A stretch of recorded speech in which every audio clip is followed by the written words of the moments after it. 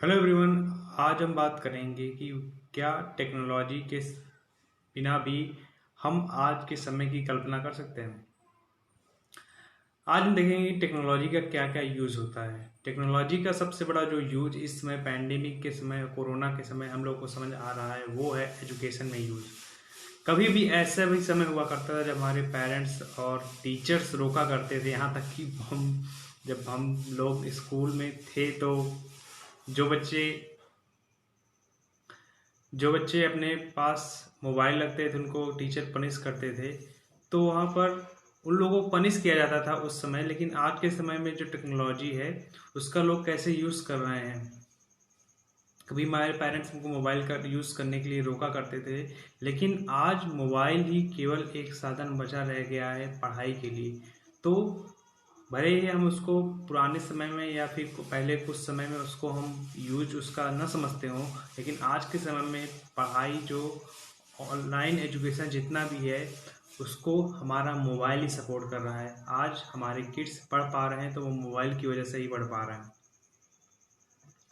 दूसरा जो यूज़ है वो है कम्युनिकेशन। हमारी कम्युनिकेशन को इम्प्रूव करने के लिए मोबाइल का टेक्नोलॉजी ने काफ़ी यूज़ किया है। आज ऐसे सारे ऐप आ गए हैं जिसके थ्रू हम अपने कम्युनिकेशन या फिर कम्युनिकेशन के मीडियम को भी टेक्नोलॉजी ने इम्प्रूव किया है। पहले इतना पॉसिबल नहीं हो सकता था कि हम आज के अगर 100 साल पहले देखें तो हम किसी से बोलते थे कि हमें 100 किलोमीटर बैठे हुए आदमी से बात करनी है, तो उस समय वो हमारा मजाक उड़ाते हैं। लेकिन आज के समय में वो चीज़ पॉसिबल हो गई है। वो टेक्नोलॉजी के आने से ही पॉसिबल हो पाई है कि कम्युनिकेशन मीडियम इतना बेटर बन गया है प्रीवियस के समय में। तो कम्युनिकेशन को टेक्नोलॉजी ने बहुत ही नेक्स्ट जो है दैट इज स्पेस।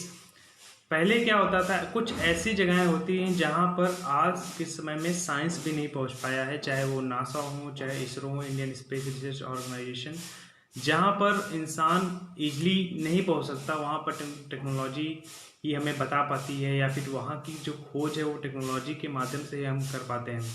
चाहे जितने भी रिसर्च ऑर्गेनाइजेशन हो या फिर जितने भी रिसर्च कंडक्ट की जाती है वहाँ पर डायरेक्टली किसी ह्यूमन बींग को नहीं डाला जाता, क्योंकि वहाँ जान जाने का खतरा रहता है। तो वहाँ पर भी टेक्नोलॉजी हमें हेल्प करती है। ऐसी रहस्य को, ऐसे जो हिडन फैक्ट हैं जो हमको नहीं मालूम है, वो टेक्नोलॉजी के थ्रू ही मालूम हो पाता है। बहुत सारे स्पेस में या फिर दूसरे प्लेनेट में ऐसे रिसर्च होते हैं जहाँ पर रोबोट, जो एक प्रकार से एक टेक्नोलॉजी है, आर्टिफिशियल इंटेलिजेंस, मतलब उस कहीं ना कहीं उस सपोर्ट सिस्टम को क्रिएट करके हम बहुत वहाँ के फैक्ट को कलेक्ट करते हैं, वो टेक्नोलॉजी के थ्रू ही कलेक्ट कर पाते हैं। जो नेक्स्ट पॉइंट है वो है सप्लाई। सबसे बड़ा जो टेक्नोलॉजी ने हमारी जो सबसे ह्यूमन की जो सबसे बड़ी प्रॉब्लम थी वो है प्योर वाटर। आज के समय में 1% प्योर वाटर बचा रह गया है।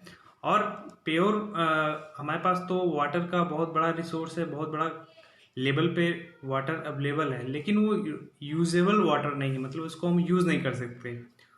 वहाँ उसको प्योरिफिकेशन के लिए, मतलब जो चीज़ें हमको आसानी से नहीं उपलब्ध हो सकती, जैसे पानी है आज कितने बड़े लेवल पे, जैसे इजराइल, इराक और दूसरे जो डेवलप्ड कंट्री हैं, उन्होंने डायरेक्ट समुद्र के जो पानी है, जो सीज के पानी है, उसको डायरेक्ट टेक्नोलॉजी के थ्रू प्रोसेस कर उसको प्योरेस्ट फॉर्म ऑफ वाटर में कन्वर्ट किया गया है टेक्नोलॉजी के द्वारा। तो सप्लाई हम इजी हो गई टेक्नोलॉजी ने ही जैसे यहाँ पर कदम रखा। नेक्स्ट जो पॉइंट है दैट इज सिक्योरिटी। चाहे मोबाइल की सिक्योरिटी हो या फिर हमारे घर की सिक्योरिटी हो या फिर अदर, चाहे वो बॉर्डर लेवल पे कोई भी सिक्योरिटी हो, हर जगह पर टेक्नोलॉजी ही यूज़ की जाती है। इंसान को यहाँ तक कि जो चाइना है, चाइना ने अपनी जो सिक्योरिटी को अब मॉडर्नाइजेशन की तरफ ले जा रहा है। मतलब मॉडर्नाइजेशन की तरफ वहाँ पर ह्यूमन से रिप्लेस करके वहाँ पर जो रोबोट हैं उनको वहाँ पर रखा जा रहा है कि ह्यूमन का लॉस कम से कम हो। इसी तरह मोबाइल लेवल पे ही मोबाइल या फिर जितने भी लैपटॉप हो गए, मोबाइल हो गए, आईपॉड हो गया, या फिर घर की सिक्योरिटी, बहुत सारे ऐसे लॉक आ रहे हैं जो केवल डायरेक्ट जो कि 100% टेक्नोलॉजी से ही सिक्योर या सेफ किए जाते हैं। तो वो टेक्नोलॉजी के थ्रू हो पाता है। तो हमने देखा कि टेक्नोलॉजी के कौन कौन से यूज़ हैं, मैं दोबारा रिपीट कर दे सकता हूँ, जैसे education, communication, security, supply and space. Thank you.